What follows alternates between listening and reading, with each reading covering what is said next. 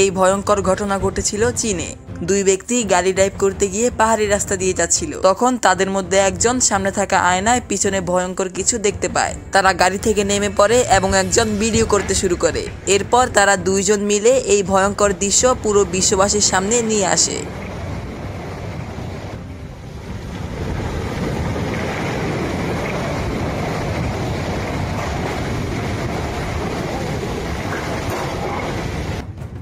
তবে সৌভাগ্যবশত এত ভয়ঙ্কর দুর্ঘটনার পরেও কারো কোনো ক্ষয়ক্ষতি হয়নি। পরবর্তীতে পুলিশ এই রাস্তাটাকে বন্ধ করে দেয় যতক্ষণ পর্যন্ত রাস্তাটা পরিষ্কার এবং নিরাপদ করা সম্ভব হয়। তবে এখান থেকে সামান্য ভুলের কারণে অনেক মর্মান্তিক কিছু ঘটতে পারত।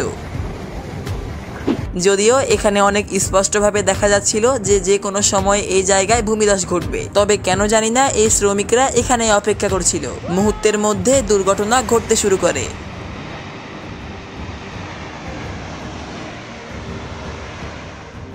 তবে বলতেই হয় এই শ্রমিকরা অনেক সৌভাগ্যবান ছিল।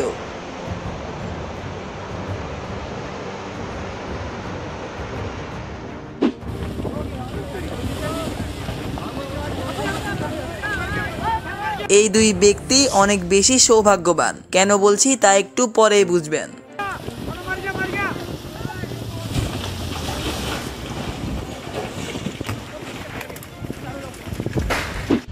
2014 সালে জানুয়ারির 21 তারিখে ইতালির এই জায়গায় একটি ভয়ঙ্কর ঘটনা ঘটে। একটা পরিবার জনবিচ্ছিন্ন এই পাহাড়ি অঞ্চলে বাস করত।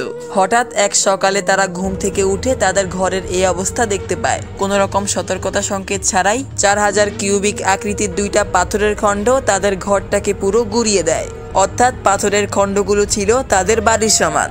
পরিবারটা যেন বুঝে উঠতে পারছিল না যে তাদের সাথে কি হচ্ছে, কারণ এক রাতের মধ্যেই এই দুর্ঘটনা ঘটে গিয়েছিল।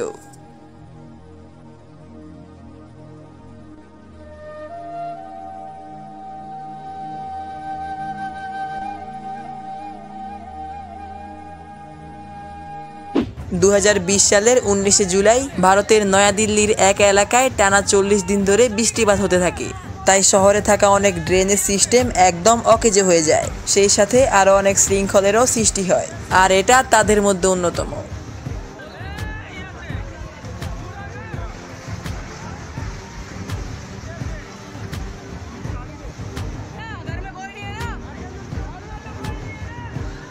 ভিডিওটি ভালো লাগলে শেয়ার করতে পারেন, এবং আপনি যদি এমনই রহস্য, রোমাঞ্চ, আনকমন আর ইন্টারেস্টিং ভিডিও দেখতে পছন্দ করে থাকেন তাহলে আমাদের না জানা রহস্য চ্যানেলটিকে এখনই সাবস্ক্রাইব করে রাখুন।